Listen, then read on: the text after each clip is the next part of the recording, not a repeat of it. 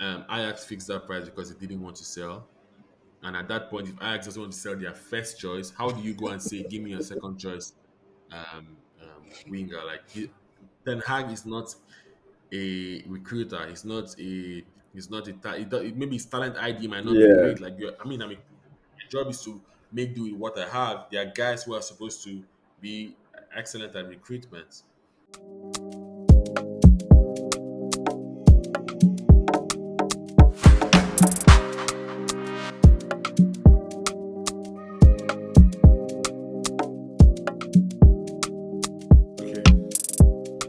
Okay. Great. Hi, everyone, and welcome to another episode of the Shaft podcast. This edition is a special edition of the Beer Parlor focusing on Manchester United's summer movements. It seems to be a very interesting period for the club after the minority stake purchase of INEOS, and there have been some major shifts in the structure of the club. Here with me today is co-founder and CEO of Suave Sports Limited, which is a player management sports agency, and also co-founder and head of product for Bizpoke, which is a fintech startup, Faithfulness Okom. And more importantly, he's also a diehard Manchester United fan. As you And can so, see. as you can see in the outfit. So welcome, Faithfulness, and thanks for joining us on this episode. Yeah, I mean, it's always a pleasure to join you guys. This time different, in a different context. The last Yeah, time was debate, and I think we yeah, had a very exciting conversation. And this is the first time. I always expected. I always thought, I'll likely, be um, back. yeah, be back, and Yeah, maybe it was still going to be around debates, but I'm excited it's about football because I've also I used to do um, football punditry when I was yeah. 14, 15. I was on TV. And my Oh, local the TV of my state, Cross River State Broadcasting Corporation, CRBC. I was on okay, TV as a okay. 13-year-old a couple of times, Wow. and my dad always thought I was going to be a pundit, but debate came and just Yeah, and blew everything out of the waters. So it's yeah. interesting that finally, after all these years, I can appear on the podcast and discuss football. Yeah. I mean, one of the most notable things about you when it comes to football is your status runs about Manchester United. Yeah, yeah, yeah. I I think a think, lot of I think, people, yeah, just yeah, wanted to save your contact just to read your status after yeah, Manchester yeah. United games. I think these days it's become Yeah, it's less. died down. The, the, Yeah. the, the tempo has been reduced significantly, but I miss my old self. I used to be really carried away with the emotions, but Yeah. you know, life happens and more important things arise. But Man United is still really significant. But I just had to Yeah. find a way to, deal with the emotions because Yeah. it was also as a result of the mediocrity that we had to get accustomed to. When it happens Yeah. repetitively, you just deal with it and the emotions just die Yeah. out. So I yeah. mean, it makes more sense now, understanding that you were at a very young age doing football punditry, because the Yes. poetry with which you wrote on your status is the very reason why Yeah. everybody wanted to read. Yeah, Yeah. Absolutely. it's Absolutely. it's it's fascinating. I mean, let's delve into the conversations for today. All right. Um, Last season, getting to the end of last season, we saw a minority stake ownership sold out to INEOS to come in and then help out the Glazers, but they took full charge of football operations. Yeah. Some people say probably that's a big concession as to how bad the Glazers admit that they've been at managing the football side of things, because you don't just sell a big club and then just say, you know what, I'll keep all the rest and just give you complete control over football operations if you think that you've done a good job. First, let's get a sense of your take on what you've seen so far with Ineos's movements within the market, with certain structural decisions that they've taken about the club.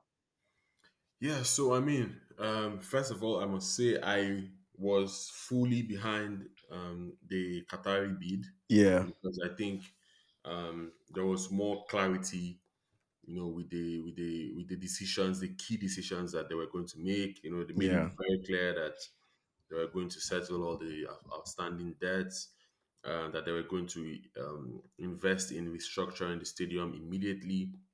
So I was really enthralled by their bid, and to be honest, the INEOS bid didn't really excite me because they were talking about, you know, from the onset. I think they knew that the Glazers didn't want to cede full control of the club and didn't want to part way with all their shares, and I think they were very strategic about it.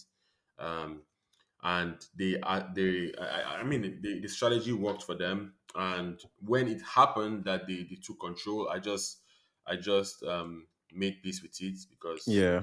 like, there was no need like just Fighting throwing it. tantrum or fighting it Yeah. what had already happened. So I became, impressed with Radcliffe. I know Radcliffe to be a United fan, and I Yeah. think that's something that's quite important, having that connection. And also, I was excited actually about the fact that he wanted success, or he wants success as quickly as possible because he's old, he's Yeah. 70, and I think he wants to see the club successful because before he dies.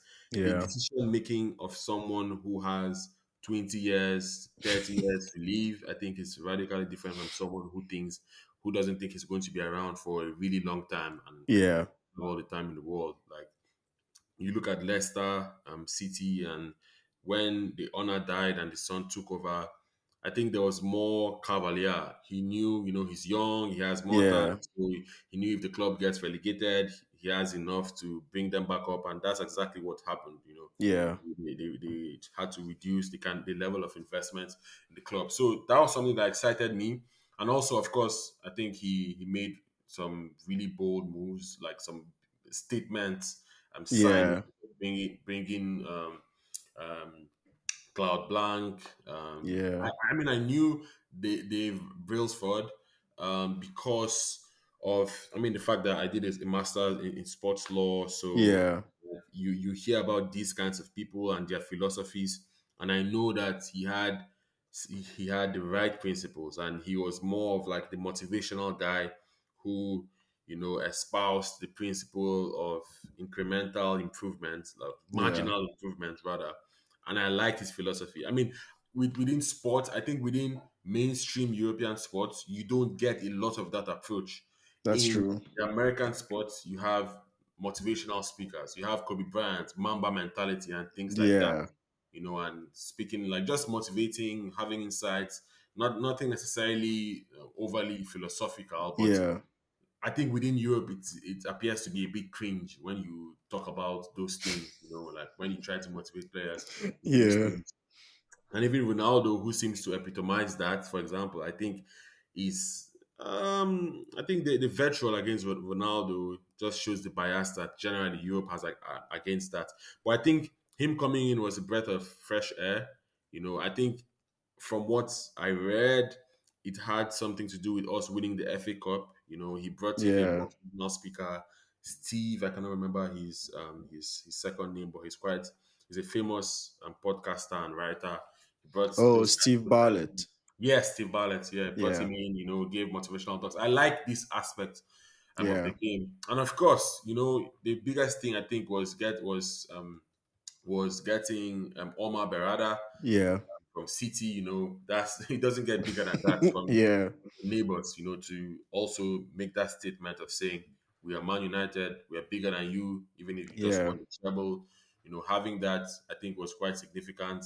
Going to Newcastle, I don't know, for some reason the Newcastle fans have Dan been involved Ashworth. in some kind of Yeah. yeah, in some kind of I don't know competition with Man United for some weird reason, because like the successes do not Yeah. their successes do not equate, and the pedigree does not equate, their pedigree does not equate ours by any stretch of the imagination. But it was also good to go there and take their prized Gerald in Dan Ashworth. Yeah. Although they showed the small club mentality by trying to drag it out and Dragging it out. Yeah. gardening leave and all of that. And then of course Jason Wilcox, and also the managerial Changes. changes. Yeah. So I'll say so far I have been impressed with the operations. I think it was really, really important to bring in football guys. Yeah. If you analyze the structure prior to these guys, it was a really sad tale. Like you have now Cloud Blanc, you have Dave Brailsford, you Yeah. have Omar Berada, Dana Shaw, Jason Wilcox doing a job that at some point only One Woodward could person. do. Yeah. Ed Woodward, and this was not a football guy. This was a banker.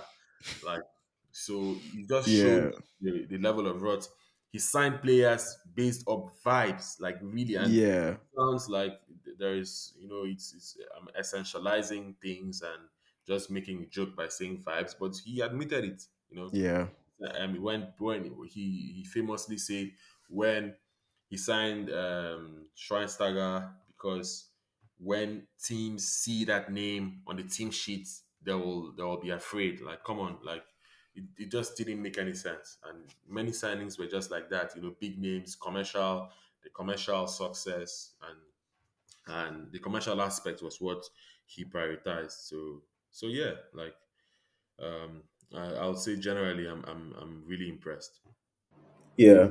So I think that feeling is actually a similar feeling across lots of Manchester United fans, because you could see probably the divide during the bidding process, even though there was sort of a divide for between Ratcliffe and the Qatari guys. There was a lot more support for the Qatari guys. I think also that support was probably rooted in just don't wanting not to have anything to do with the current ownership. So if there is a full sale, Yeah. that's it, and then you know that you are done dealing with the Glazers. But then eventually Ratcliffe got it. And then what he's done to probably secure a lot of trust from the fans is to make these bold statements, signings, and structural adjustments to make sure that people understand that okay, he knows what he's about within the footballing system. He's caught up with the modern football structure, and it's not just putting together a structure because, like, you look at the quality of the personnel that he's putting together, then that tells you that like Well, it's more of yeah, we are still Manchester United and we still have the pool rather than we know a structure, we are looking for the people we want and they are not coming in, and so we are going for second tier people. This is getting the people you actually want. I think Umar Barada's signing, for instance, was a shocker to a lot of people because it was so silent, no noise about it, and then all of a sudden, boom. that was also something that was very Yeah, important, that they had that very surreptitious yeah, approach. Man United, typically all journalists will be in yeah, know of our moves, and there will be multiple reportage of the transfer, and there yeah, will to be a prolonged saga before things can materialize, and that also affects yeah, negotiations. When everything exists in the public eye, because you don't want to mess things yeah, up. Like when you do that the negotiation is in the public eye and everyone is watching, you want to make sure that you get the very best yeah, transaction and the deal, egos come into play. And also, when transactions are prolonged like that, the agents who are involved, also want to do some bullshitting, want to try to gain any kind of leverage that they can. And sometimes media narratives help shape that, yeah, So I was very happy when they moved the way they did, surreptitiously, silently, got their man. And the only time we knew about it was when there was, the yeah, official presser. That's really yeah, impressed. yeah. So, I mean, let's get into a little bit of details. First is we've seen a lot of overhaul ongoing at Manchester United, but one thing that seems surprising to a lot of people is the retention of Eric Ten Hag. Going into the FA Cup final, a lot of news, press conferences. He was simply being asked whether he would stay, whether the club would keep him. To the point you could tell he was furious about it, especially leading up to the FA Cup final, and then after the cup final, where almost every single news reporter is simply telling him that he's going to be sacked, probably in the coming days or so. I think winning the FA Cup final was a shocker to most people, probably one of the best performances of the season. Some may argue since he took over Manchester United as well. Why do you think he's been retained despite lots of movement at the club? So I think with Ten Hag to have a very objective conversation about Yeah, him, to consider the full spectrum of things, like all the variables that combined for us to have the season that we did. And first is injuries. We had 45 injuries probably over. BBC says 45 injuries, which was the highest number in the Premier Yeah. League. I think the number might be 60 or thereabouts. But the injuries also matter or become more pernicious when they happen at certain Yeah. moments. So you have Hoyland coming in, new signing, misses the first three games. It does Yeah. matter because that's maybe by the third game, He's picked up. he hit the Yeah. shots. But when you start your third game, pressure is already on. Like of at the fourth game of the season, pressure is already on. And this was a new signing. Pressure is already on you. They're already starting the 007 counts, for you. Um, and then that affects you psychologically. Mason Mount also couldn't start the season, if I remember Yeah. correctly. Um, Lisandro Yeah. Martinez couldn't start the season, who I think is our best player. Maybe not best player, but most important player, at Yeah. least under the system. And then, so when you have that, your number nine, your new signing, Mason Mount, not there. Um, you have Lisandro Martinez, your most important player, missing out. Then, as of course, Malasia didn't start the season. We didn't get any information about Yeah. him. That's the backup back. Then, few games into the season, I think the fourth or fifth game of the season, Luke Gets Shaw injured. goes down. Yeah. Luke Shaw being probably the only fit fullback for us, it affects how things happen. Onana, Onana's integration also didn't go really smoothly in the Premier Yeah. League. That's an important position. The goalkeeper, it's where everything begins. And all I think we're also unfortunate early on. The Arsenal game early on in the season at the Emirates, we could have Yeah. won that. Offside was questionable. Then we had, because of the first game of the season, we had a questionable call to our favor. Um, and the game against Spurs, there were multiple calls that should have gone our Yeah. way that didn't. And then that just affects morale, especially because it's Man United and the media will wax lyrical when United struggle. That affects the mentality of the player. So you have new players settling in. Hoyland is trying not to be 007, even though he has a good Champions League campaign. And things just, continue to just spiral out of control from there. And the injuries keep Yeah. piling up and piling up. Varane has never been fit. And then at some point, Rashford never hit his stride. So I think the context around the team, like because of the various factors, I think the season can be explained to a reasonable extent. Now, does that justify some of the very horrendous performances that we had? I don't think it Yeah. does, because I feel Ten Hag's tactics were very questionable in certain moments.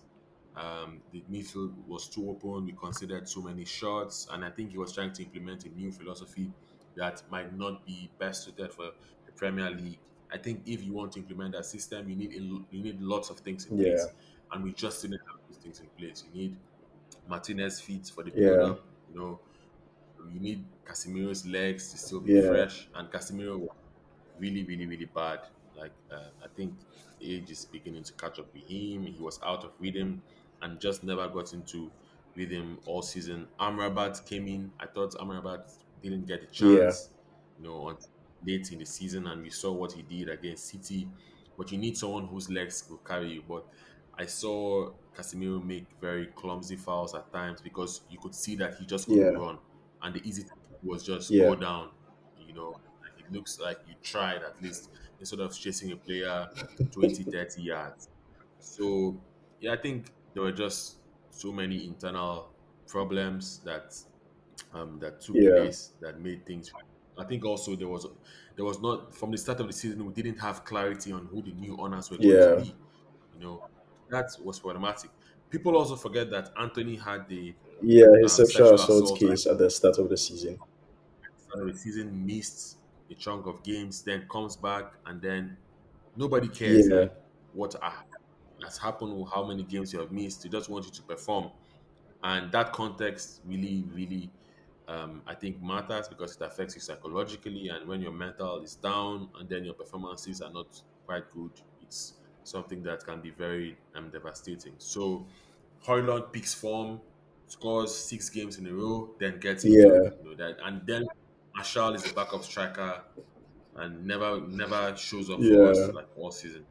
There are just so many lapses in the team building. I don't think we had the squad that was a squad that was well thought out. Because we didn't have a backup striker. We got Regulon and then let him Yeah. go in January, and then we played the whole season without any left back. So things were just really, really chaotic. So I think the context really matters. But then for me, it boils down to the FA Cup. Yeah. And I told myself, if we win this game, then he has to stay. And also, it matters how we Yeah. win because we didn't play a drab game and then get lucky. We played a really good Yeah. game, and I think we deserved to win on the day. And when you look at that, and you consider the technical changes that are being made in the team, the new personnel at the administrative Yeah. level, I think that and also you have to just forget about the season and say, okay, like we know Ten Hag is a good coach. We have seen him at Ajax. Does he deserve a chance under a completely new structure? I think he Yeah. does. Like because he deserves a structure that will tell him we can't sign Anthony for 85 Yeah. million. There's a better player here. Look at this guy. Because I mean everyone blames him for signing Anthony, but if you had the right um, leadership in the club, I don't think he went and said, "Give me Anthony or I Yeah. die." You know, aren't going to work out. Like I don't think he had that kind of brinksmanship approach with the signings. He described the profile, and of course, you make it clear to him, like, yeah, we like this guy, but he's too expensive. And also, if we sign Anthony when he asked for Anthony to sign, I think like Yeah. we would Yeah. have Yeah. Yeah. gotten him Way for cheaper pricing. they drag their feet and then Ajax just gazumped things and it became a problem. So I think based on when you evaluate everything, consider all the variables, you just have to admit that Ten Hag deserved another Yeah. chance. And I think this season, if he doesn't perform to the heights um, that we know United can should perform, then you can have the conversation about firing Yeah. him. So personally, I support the decision to keep him at the club. Interesting. I mean, one more thing about him. I think somewhere last season, getting to the end of last season, he granted an interview where he said he obviously could have made tactical adjustments to tweak the style of play to ensure that he could play to the strengths of maybe the fit team members that he had. But his logic then was if he keeps on doing that, he would never get them into rhythm for when everyone is fit to play the style of football that he actually wants to play. And so he made a calculated decision and said, regardless of the people that are unavailable, I'm still going to try and stick on with the philosophy so that in the long term, when everyone is fit, I can play the way I want to play. I mean, that cost Yeah, him results, right? Sticking with his guts and sticking with the philosophy cost him with results. If you look at the FA Cup final, for instance, he for once, because he treated it as a one-off game, took a tactical approach that was different from how he had played all season. And a lot of people started asking, okay, so where was this throughout the season? He literally could have, but then his justification was, no, I don't want to switch the way in which we play. I don't know whether you agree with that approach throughout the season or you think he should have at some point went for results instead of sticking with the philosophy. yeah. I mean, I see both sides Yeah. of it because as a coach, it's the second season. It's no longer about Results. Yeah. or it's about performances. You want to see the team take Yeah. strides, and you want to see the team playing um, football that is based around your own defined Yeah. identity. And I think he wanted us to take that jump, but the circumstances were really, really worrying. I completely forgot to mention the Yeah. Sancho Sancho as saga. well. So you have Sancho messing up, you have Anthony out. So I think the rhythm wasn't just there. And we don't, people say Real Madrid had injuries and all of that and still managed to perform well. But I think the Real Madrid squad has Yeah. quality, like everywhere you look, like incredible quality. And we don't have the same quality and it's difficult. That doesn't mean give Ancelotti any less Yeah. credit. He would have been able to Like if he finished second or third in the league, he would have pointed out these Yeah. excuses. But also, structure needs to be right, top to bottom. Like the coach needs to be respected. Players, no Real Madrid player will ever like hesitate to apologize to a Yeah. coach in those circumstances because they know the club is bigger than anyone else. So we just had so many problems. Then you're trusting a 19-year-old Ganacho, a 20-year-old new striker from Serie A who scored 9 goals or Yeah. 10 goals. Like there's no character in the team, And then Casemiro, when you bench him, he starts,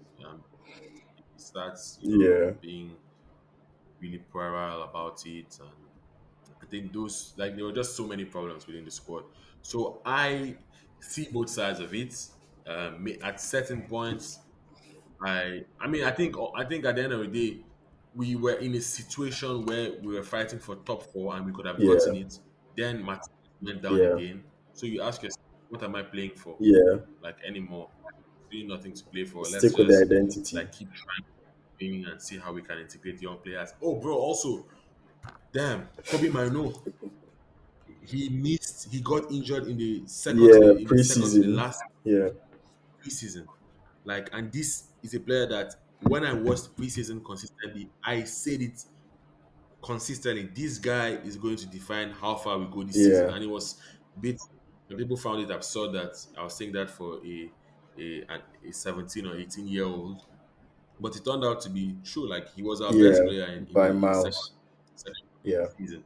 And I think when he went down, like bro, just so when you think about the problems, Kobe Mino, Hoyland's injury, Sancho falling out, Anthony's sexual assault Yeah. allegations, Rashford in his strides, Luke Shaw missed half of the season, Martinez missed almost all the whole of the season, Maguire problems. The only stable person was Dallo. Dalot in the Yeah. back four. Ronaldo had a rough start, which is normal, to reasonable extent. Like, but then eventually he looked Yeah. solid. Later on, so there were just problems here and there. Only Bruno was consistent alongside Dalot. Garnacho had his moments because he's 19. He's a 19 Yeah. year old forward. Took some time for us to realize that he could give us On the something on right the as right well. wing. So just so many problems. I think you cannot also, as a coach, like a coach is not a magician, just as Ten Hag has said. Like you need some level of consistency. Even if you want to adjust your tactics, you need a reasonable level of consistency. Some players that you say, okay, even no matter what, these players are a Yeah. mainstay. But who are the that were mainstays in the team? Like you can just count a Yeah. handful, even less than a handful. I understand with him, and I can just tell myself that for last season I can just forgive everything and forget everything, and I can wipe the slate clean Yeah. for him. I mean, so basically, what has been done now is that his contract extension has been triggered, so he's now on to 2026, and I think that was a good move as well. Probably also rationalizes why there was a little bit of a delay in confirming whether or not he's staying or leaving. Because obviously, Yeah. once you say he's staying and you are not extending the contract, enter next season after 3 games, they'll start another conversation about would he be there at the end of the season, and the whole thing about insecurities, um, assumptions would all start again, and probably the instability with disrespect, disregard will probably still feed into the dressing room. But beyond the extension, now we've seen some changes in his backroom staff where they've brought in Ruud van Nistelrooy, or at least not yet from a club official statement, but the reports show that Ruud van Nistelrooy is definitely signing as an assistant coach, and then Rene Hake as well, also signing as an assistant coach. And you look at these changes in the backroom staff, in addition to Eric Ten Hag staying, what message is this sending, and what hope does this give to the style of football and the approach for next season? First, it's huge when a manager as you know successful as Van Yeah, Nistelrooy has been. He had a prolonged career, but I think he was second with yeah, PSV. He won two trophies. He oversaw Xavi yeah, Simon's very successful and explosive season in the Eredivisie. I think when you have a player who is one of the most like who was touted to be the next Burnley coach, Yeah. turning down that opportunity to come. You know, when Hack was the Team first coach as team well. coach also in Go Ahead Eagles, who are a top half Yeah. team. So when these kinds of profiles coming and choosing United over being coaches elsewhere, first team coaches elsewhere, I think it's reassuring as a fan, and it can only be ominous. Like it can only be herald Yeah. good things. Imagine when I look at the dynamic of the structure, the coaching structure, and the personalities, a little bit there are some marks in my mind. I think Ten Hag is like bad copy. Yeah. I think Van Nistelrooy is also a bit Yeah. combative and abrasive. He left PSV because he had a falling out and disagreement with the higher Yeah. management. And when had a video when Hake like there's been a Yeah. video that has made the social media of him being very abrasive and aggressive and outspoken with his players.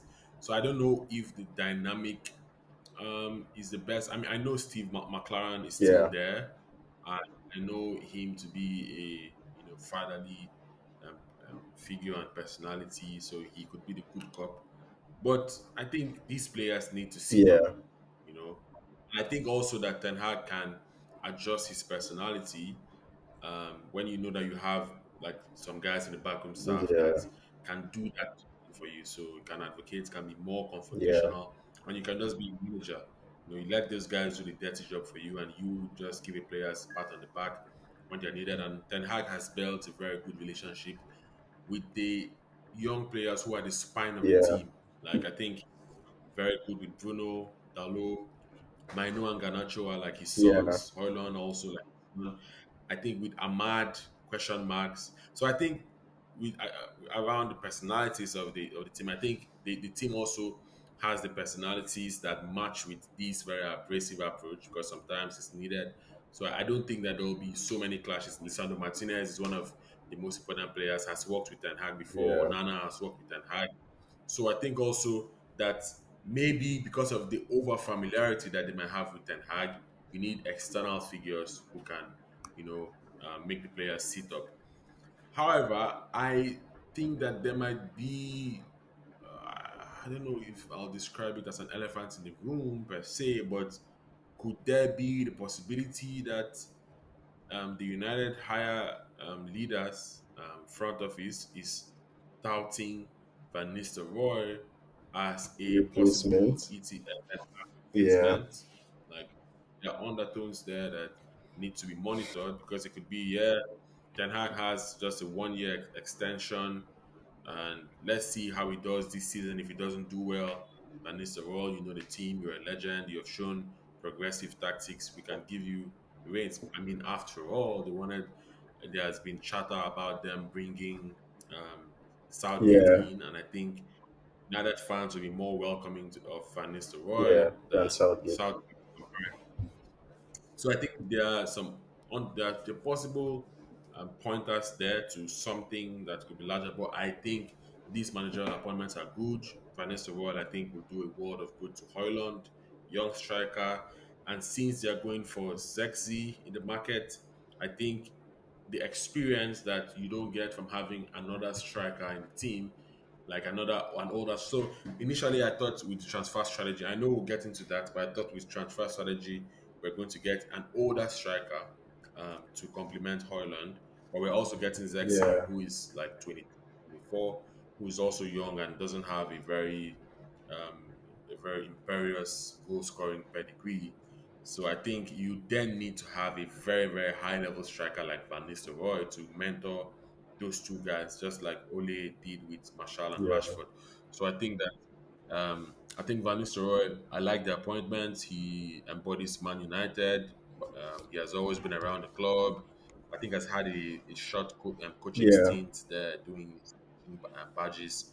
So I really like that appointment. I don't know enough about Van Hake to give any verdict, but I've looked at his pedigree and I know that he's a manager in a first Yeah. division team. Like, and him coming, him also being combustible to an extent, I think can fire up the players because you need a little bit of that at a high level team like Man Yeah. United. I think to be fair, Ten Hag actually has shown to have soft sides. If you look at the way he handled the Sancho situation from the start, which was very, very defensive of him, giving him the time off to Yeah. go get some special time and Yes. clear his head and come back.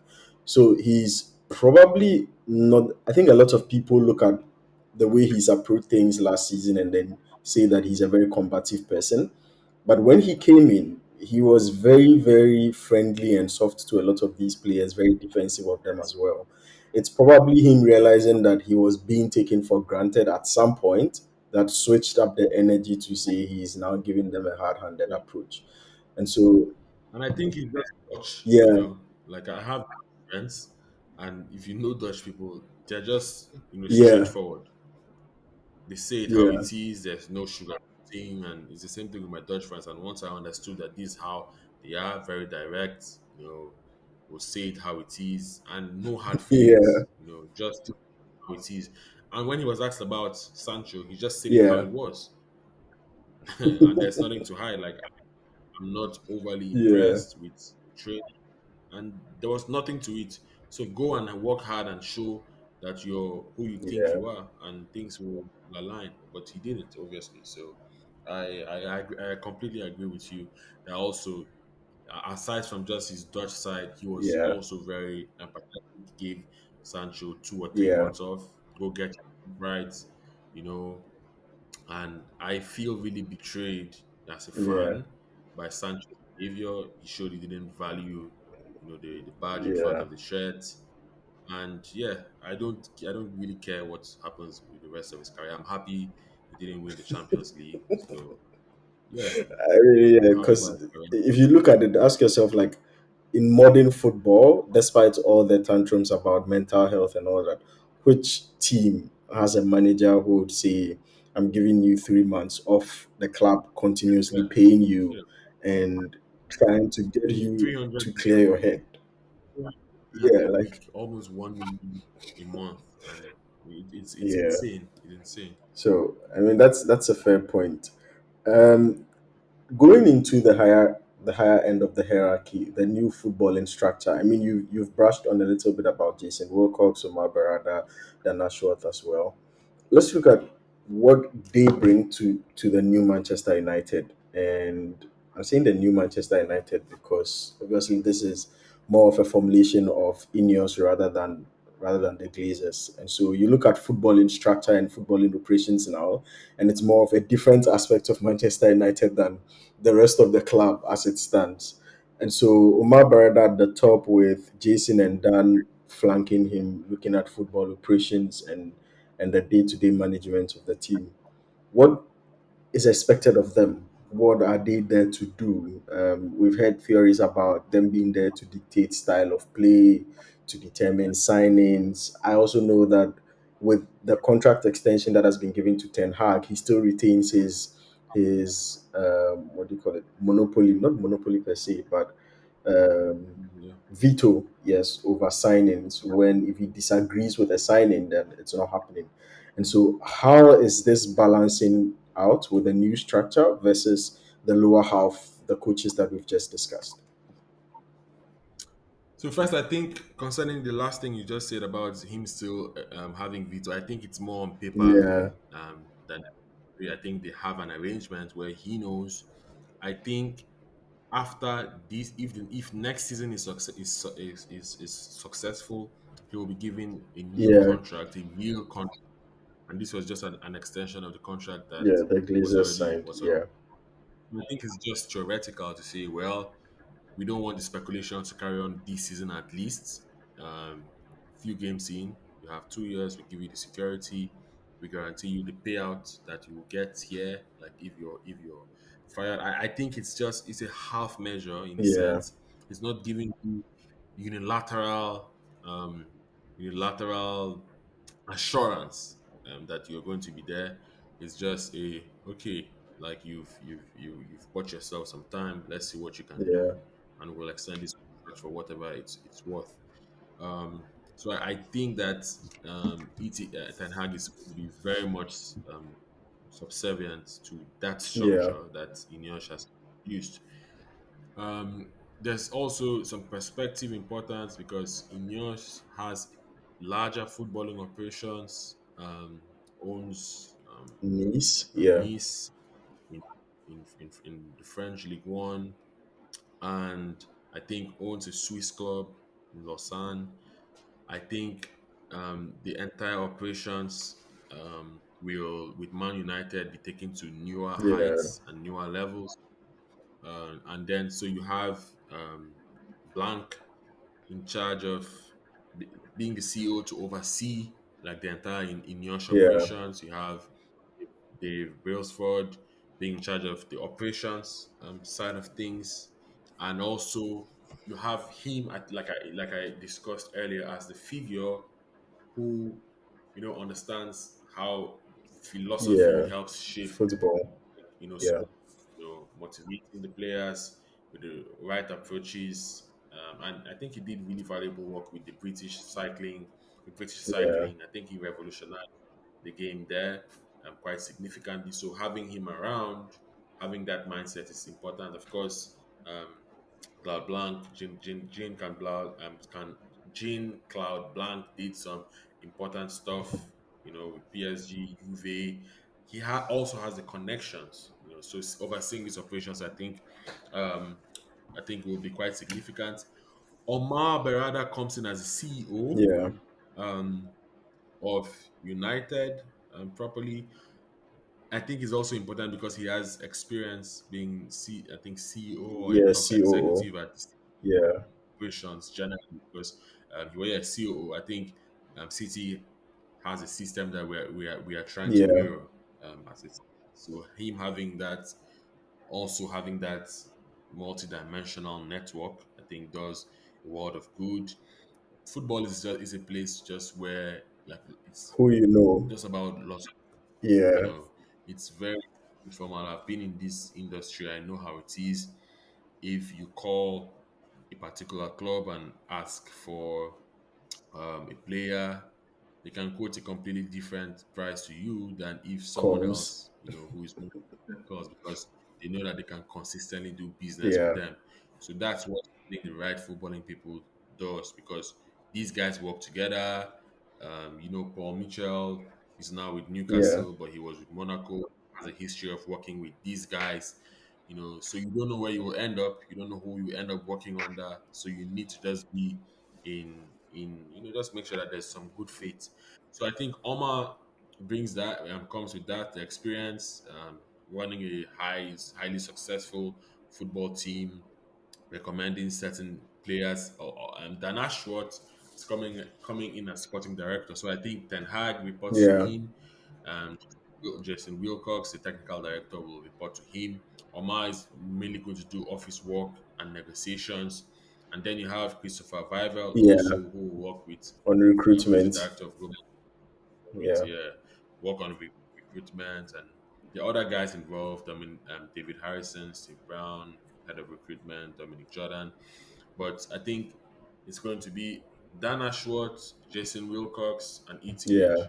working day on things like making sure that Jason Wilcox also was successful with the City Yeah. Academy. So I think he's going to give some insights there. Christopher Vivel, we need to be able to sign. I think someone said a journalist from Athletic said United has one of the best scouting departments in the world, and I agree because many of the players who are now international world class Yeah. sensations are recommended to United and be This is passed the on there. hierarchy. So I think Yeah. yes. So if you have these guys, Dana Schwartz, I think he's going to work closely. The thing is, I feel like Dan is really similar to Dave Yeah. Brailsford in a way. I think same approach. I think it's just generally like British, like this. I think Dan is the epitome of what a successful British football executive would look Yeah. like. And I think important that you have a blend of everything. Omar speaks multiple languages, maybe Dan Yeah. doesn't, and Dan will be British talents because United is a British club and you want to have the best Homegrown. British Yeah. talents. And he did that with Newcastle. So I think he it's good he's there. Jason Wilcox also. I think it's also important to have people like Omar. And Omar was is very very important because he gives you more of an international Yeah. perspective, can unlock markets for you. So I think Ten Hag will be under this structure, and Ten Hag, your job is lead the coaching department, Yeah. like make this guy job. You're not a manager per se. You're a first team Yeah. coach, and then discuss and build a rapport with Dan. Make suggestions about things that need to be improved. And Dave Brailsford and Omar and Blank will be busy because you have a stadium Yeah. restructuring coming to be rebuild the club's facilities, and there's a lot of commercial opportunities. And Omar, you know, did lots of things commercially Yeah. with City, lots of which were probably illegal because of the 115 charges. We will never know. Yeah.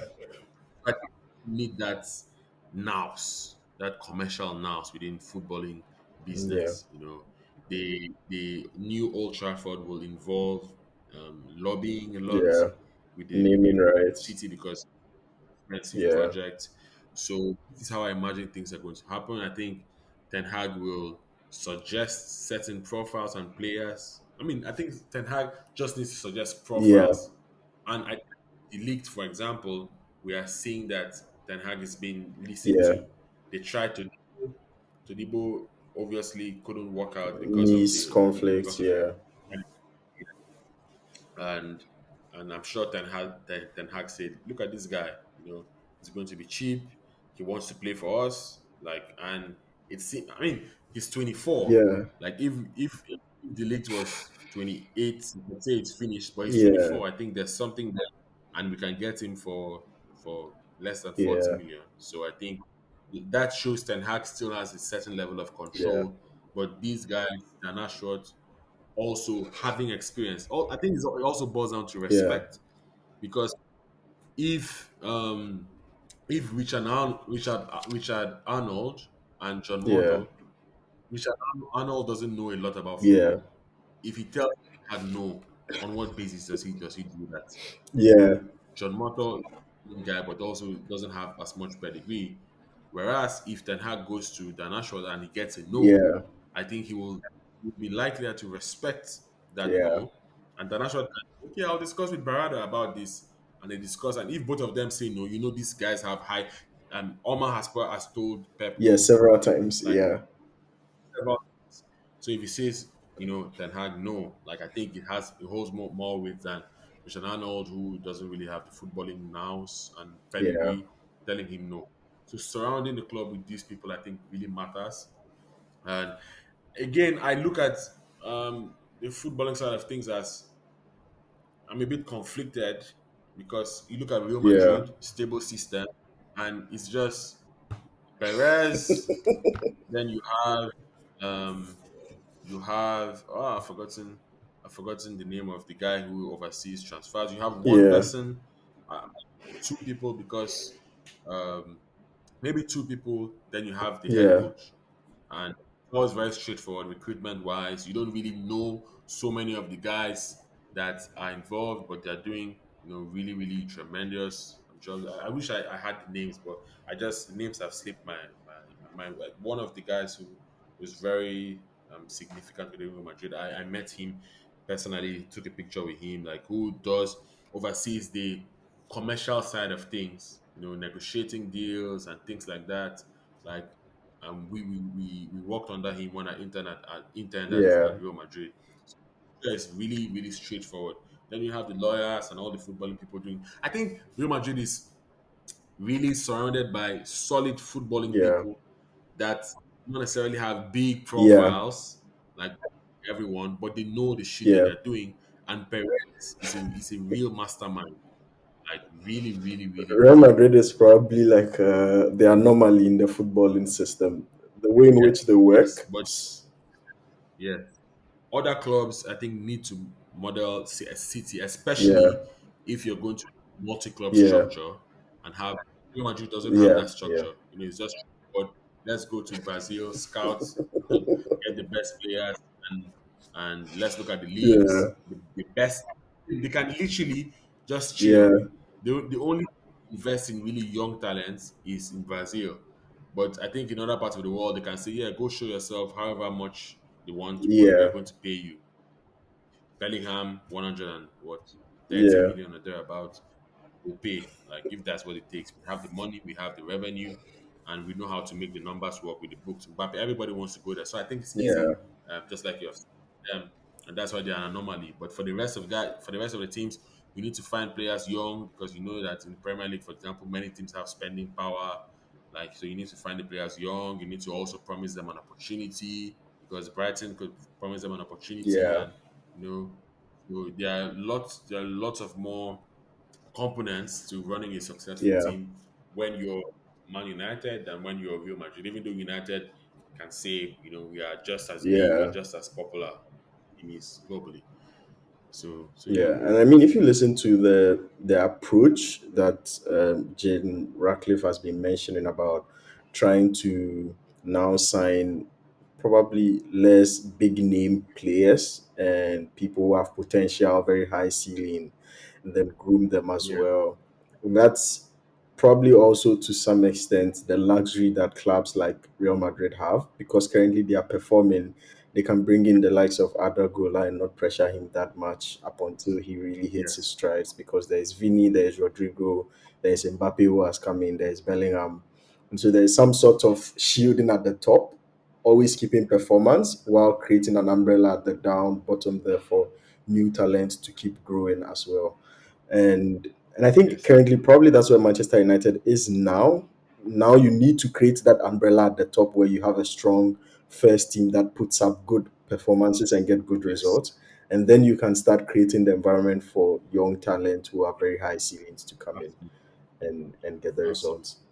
I mean, finally, you touched on the movement in the market with the likes of Delete. If you listen to the conversations around Delete, to be fair, like you said, he's just 24. Probably the reason why a lot of people hear the name and think he's like this old player is because of how many years he's played. Like from Yeah. Ajax, captaining the team, to Juventus, now to Bayern as well. His name has been in the footballing world for a very long time. And so you hear his name and you think, is this guy not an old defender? Is he not really that old? But he's still a young profile at 24. There's the striker Zexi who has been linked. Also like a very young striker upcoming, similar to the not the profile of Hoyland, but probably the output of Hoyland as well. And then I think Manuel Uarte was also being linked to the midfield. He's picked up an injury, so I'm not sure how that deal is going to go. But how do you see the signings that are being linked to Manchester United in this window? I mean, we thought we were going to like just have a free run at Yeah, Todibo. I think was was certainly going to be a done deal yeah, for us because he wants to join the team and we're going to get him for 25 million. So it seemed like a very shrewd signing to make. And I was excited for that, but I think there are obvious limitations that exist now. We could still see that deal materialize in the last minute, but I mean, for now, we have to just forget about that. But that was going to be a very important deal for me. Um, we also looked at the kid that is joining. I think Yuri Lenny that's joining Real yeah, Madrid. The 18-year. I think he's probably the best centre back prospect in the world right now. Fast, yeah, athletic, innocent of a young Varane, maybe even more yeah, tougher than he was. Um, I really wanted him, but of course, when Real Madrid steps into the room, like it's a whole different yeah, pool. Van Tweet is also very exciting yeah. for me, but I think is asking for too much money, and I know United with a new They structure won't will never pay. pay that. So Delete just seems like a. What has impressed me most is the fact that Bayern fans are really losing it, Yeah, like with the they possibility don't of get him it. leaving. You know, I also don't Yeah. get it. I think maybe the leaked head is no longer there because maybe he has been told you need to fight because they're getting Yeah, Jonathan Tah exactly. at Bayern, and I understand because that Bayern defense doesn't have so many older Yeah. defenders like experienced as you have Upamecano, who sometimes I feel like needs to be handed Yeah. out by someone more experienced, needs to be led and You shepherded. have Kim. I don't know but yeah, guided. And then you have Kim, 26, like, but Jonathan Tah is Yeah. German. I think that matters to them. He's German. He's an important figure within German Yeah. football. Also has title winning pedigree. I think they want that reassurance in his Yeah. status. And if you're bringing Jonathan Tah and you have Upamecano and Kim, like one person has to Yeah. go. And I think the person whose stocks are the It's lowest right delete. now um, is the leagues. And from the league's perspective, you have the chance to. The next move is the most important for Yeah. him because you get it wrong again, Yeah. you're Yeah. dead. I think nothing makes more sense than going to the coach that was the one that brought you into the Yeah. spotlight. I know he was captain before Ten Hag joined, but I think Ten Hag was able to bring the really best out of him, and I find that to be very reasonable move. And he's keen on joining the team. The financials make sense because he's taking a pay cut, Yeah. and man isn't asking for the premium for him. They're asking for I think 50 million euros, which is quite decent. The concerns with his injury history are reasonable, but I think um, I think he can still give you 30 games a Yeah. season. Last season I saw him do 24 games or thereabout, and I'll imagine that it was a bad Yeah. season. So I think when you just have the confidence of the people around you, if he comes and he has that love again, he has that confidence, the fans will back him because we wanted him like years Yeah. ago before, and he opted to Juventus. I think he went to Juventus because of Raiola. I'm not the biggest fan of him from the perspective of the not based on his pedigree, but based on I think the questionable dealings. Yeah. I think him Juventus was more self-serving for Raiola than anything else, because I don't see why like he chose Juve. Yeah. Juve pitched that to the agent and convinced him, but then Bayern, I think, made sense, but it doesn't. It just hasn't worked out. Also, because there has been instability with the Yeah. coaching. When coaches are pushed to the wall and have their jobs being questioned, I think it brings some problems. Because I think he's better than Upamecano. Yeah. Yeah. Like Yeah. Pomacano is very erratic in defense. He's very, they're very very erratic, problematic. very clean. So I think he's better, and I'm really excited with the possibility of that signing. Ugarte, mixed feelings. I liked him at Lisbon. I watched him one or two times, and I felt he was. No, I actually also watched him at PSG, Yeah. and he was a handful. Like it made me wish we got Casemiro when he was younger, Oh. because this guy Yeah. is short. He has legs. There are doubts about his ball progression. I think with ball progression, a lot will be hinged on where Mino is Yeah. deployed. If you deploy him in a pivot, then it Yeah. makes sense. And if Lisandro Martinez is fit, then you don't need Ugarte to be a Yeah. ball progressor. If Dalot is a good I mean, Dalot is good on the Yeah. ball and drops into the midfield a lot. Also progresses the Yeah. ball quite decently. Dalot is a good ball progressor, passing Yeah. wise and as a carrier. And Martinez is a line breaker. Like, so I like that combination. If we get also somebody like Delete, who is Yeah. also an Good carrier excellent of the ball. area, I think that will do us some good. So Ugarte, well, he hasn't like in last season. I think he struggled towards the end because you have Zaire, Yeah. who's an incredible talent, Tinha, and this guy prioritizes and Fabio Ruiz. I think the Luis coach Enrique. Luis prioritizes these kinds of Yeah. profiles, ball carriers. Vitina is neat and tidy on the ball. You have Emery is quite explosive, good carrier too. I think he likes those kinds of players and not just Yeah. destroyers. He wants control in midfield. So I think Ugate's stocks fell, and football fans are funny sometimes because when a player's stocks fall, that doesn't mean the player is a bad Yeah. player. I think Ugate is also like maybe 25, 26. I don't Yeah. know his age. He's also young. So I like that. I don't know how things will pan out now with the injury, but if he doesn't join us, I think, of course, you have to go for Yusuf Fofana from Monaco. I think he's also really good, really excellent. Maybe will cost more money. I'm not certain. But yeah, the things I'm not really worrying myself about the transfers this window because I trust the people who are Yeah. there, like who are making the decisions. I think if these guys all come together and say this is the person that we want, I trust them. So whoever we end up signing, we definitely need a defensive Yeah. midfielder. Um, excuse me. I would really like us to get Brantwaite because I think it's going to be the next Yeah. The next center jewel back. of centre backs because um, he's dexterous with he uses both feet. He is 6'5", so he's very imposing.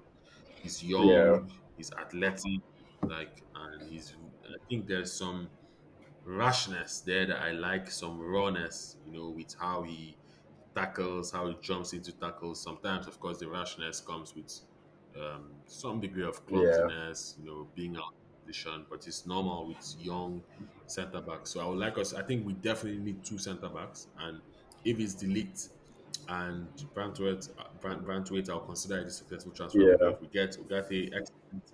Ugarte or Fofana, and I would like that. And then Zegzi, I was not fully convinced, but I see it. Like I think he, if I like Zegzi, if you have Rashford hitting the Yeah. heights that he did seasons ago because he likes to interchange, plays with can play with his back to Yeah. goal, can dribble, so I think Garnacho also should have a big season Yeah. coming if we play that for Garnacho. If we play Ahmad, Zegzi, and Rashford, then maybe some question marks because you have just one runner in Yeah. Rashford. Zegzi likes to drop a bit deep and in the build up. But I think Hoyland, he didn't impress at the Euros, but I think Hoyland, after getting some rest, being more familiar with the environments, also having competition breathing Yeah. over his neck, he will thrive. Like if he's coming off the bench, fine. He came off the bench last two Yeah. games, even against made a huge impact, and I think we can ease him um, in that way. So Zexi seems a little bit more ready, Yeah. more prepared. There's more to his game, but Hoyland, I am never going to sleep on him. So I think there are great Yeah. dynamics for the team with the signings that are coming. Mason Mount is there too. We didn't see him last season, so I consider him a new Yeah. signing. If he integrates into the structure, but we need a good defensive Yeah. midfielder. We need the center backs. Maybe at some point we need a left back because Shaw is unreliable. Malasia, we don't know what it's going to look like after missing a Yeah. year. So maybe you get Regulon for cheap. I wanted Nuri of Yeah. Wolves because I think really amazing left back, but if we can get, I think we might maybe towards the end of the window get a left back. Of course, I had my eyes on Ulisse. Everyone Oh. did. We thought it was going to be settled because he was a United Yeah. fan back in the day, but I think it made sense to go to Bayern. I don't know what Bayern is trying to do. I think they're building an English speaking core again. Eric Dyer, then you have Yeah. Ulisse joining. I mean, it's good for him because we also cannot sign him. We couldn't have signed Olise without offloading Yeah. and Sancho. So I understand us passing on that. And Ahmad, I think Ahmad could be something in the new season. I think he's solid. I don't know what his output is going to be, but he's quite Yeah. solid. And I just hope we can create more chances for our strikers next season, and I think we'll be fine. So yeah, that's it for transfers. The late, I think, looks almost Yeah, guaranteed. Just if we get for the right price, I'm happy. I hope the agents don't charge too much. I wanted Garasi, yeah, yeah, but I think he has joined now. He's more experienced, 27, 28, reached his prime. He's stable. But the thing is, you sign him for the same price with Zexi. It's possible that he comes and he scores less than 10 goals. And there's no no, oh, we ceiling. think in the Yeah, next years he can be. But with Zexi, there's a ceiling that, he can reach. He's six yeah, four. He has a build. You have two big strikers. So I like yeah, that. yeah, I yeah. like that. I mean, that's good to hear. Also, like I think the key thing is the trust that now the fans have in the hierarchy that's making the Yeah. decisions about these Yeah. signings, and at least there's some sense to the signings and the profiles that are being scouted as well. So Yeah. that's really Yes. important. And there's nobody we are looking to sign for Yeah, 90 yeah, or yeah. 100. Exactly. Yeah, I mean, this window, you hear any high price, and United go like, no, we're not going yeah, there. Brunswick is probably the highest exactly. price that has been quoted to them, and they just walked away and said, Yes, no. Yeah. yes, yes, I mean, one final thing, just to get your take on this controversial discussion I had with Erasmus, he was bashing Eric Ten Hag for signing Anthony ahead of Mohamed Kudus at Ajax. And my take on it was you can never blame Ten Hag for picking Anthony over Kudus at the time he signed Anthony from Ajax, because at the time Kudus had never hit his strides in Ajax. Nobody knew Kudus as a right winger. Kudus was still being yes, experimented all over the pitch. It was after Anthony had left, then he got a proper full season at Ajax. And even then, he was still being moved across the front three, sometimes playing as a false nine, as an attacking forward, left, right. So, and the problem that drove Eric Ten Hag to sign Anthony was because Sancho clearly indicated that he wasn't suited for the right wing, and that's why he needed a yes, right winger. So my take was, if you look at the reason why he needed a right winger, and you look at the two profiles he had at Ajax at the time and the information available on them, it would have made zero sense for any football person to say he should go in there and sign Mohamed Kudus. It's easy to judge after absolutely. the fact and say, yeah, Kudus is a better player than Anthony. Sure. But at the time, I don't think any information available would have made sense of that signing. I don't know if you if you have any take on this. No, I completely agree with you. Like Anthony had one or two Yeah, seasons where he played like really good football. We watched him in the Champions League perform at the highest yeah, level. Um, Kudus was probably not a Ten Hag yeah, signing; it was probably a recruit team signing. So he didn't know yeah, enough. And I think Anthony, look, like that left foot, the profile, like it just looked like this guy could be special. yeah, And he was also Brazilian, so like there was, and even when he came, the signing made yeah, sense. Scored in his first games, but yeah, different things. I think all things considered, he had a good yeah. first season. He did. Because Like he he, had, he scored at major um, times as well. That Liverpool game where he scored, against and then he scored Barcelona. against Barcelona. So Yeah, like so but I think his first season was good, but his it was second bad. season Yeah, for us was bad. Because and you cannot take out the context of him having the sexual assault yeah, case. Like it can be now that first of all his Brazilian career has probably yeah, ended. His Brazilian national career probably ended. Your home, the whole world. You're playing for the biggest club yeah, um, in England, probably the world, and it matters. It affects you. So I think like the main problem was just the price tag. The Anthony signing 100% made yeah. sense, but The price. the Yeah, price just absurd, and I think that's where the main problems emanated from because the pressure is now. Maybe he was signed for 40 million. Yeah, yeah. it's like Everybody will give him let time. yeah, we'll give him time to show Yeah, himself. But I think Ajax fixed that price because he didn't want to sell. And at that point, if Ajax doesn't want to sell their first choice, how do you go and say, "Give me your second choice winger"? Ten Hag is not a recruiter. He's not a. He's not a.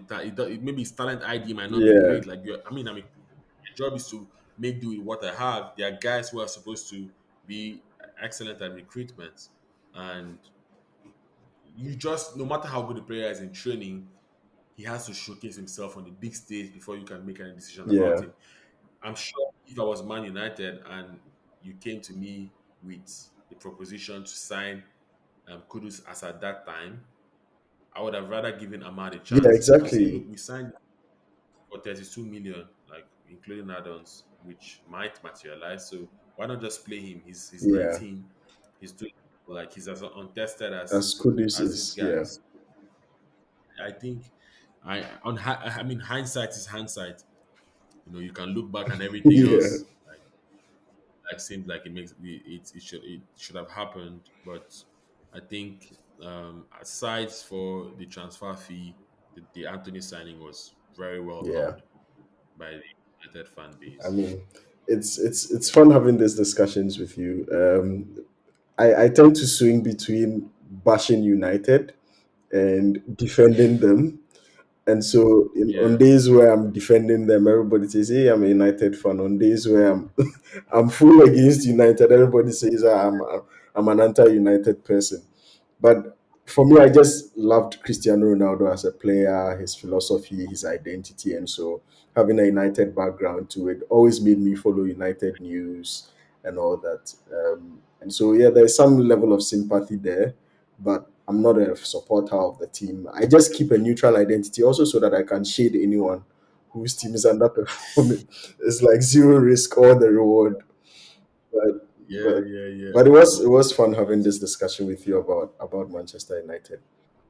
Same here, Yeah, bro. Always a pleasure to join you guys. And kudos. I mean, it's been many yeah. months, maybe since the first I mean, you were our the first first. episode, our first major episode that we published as well. Yeah, I'm proud to see the work you guys have yeah, done. Like, it's incredible. Also bringing new dimensions like the beer yeah, parlor. I think it's amazing, and I know maybe we'll speak yeah. again in Definitely. another 6 years. One of the biggest in the world. I hope so. Yeah. So all the best. Thanks for joining us. Thanks also to our listeners for joining us on this episode. If you're a Manchester United sympathizer, obviously I'm sure this episode gives you some solace. If you're a hater like Erasmus and the Chelsea gurus behind, you guys can leave your comments. Obviously, would have. I'm trying to have a discussion with Bannerman and Ralph. I think both of them are two Chelsea sympathizers.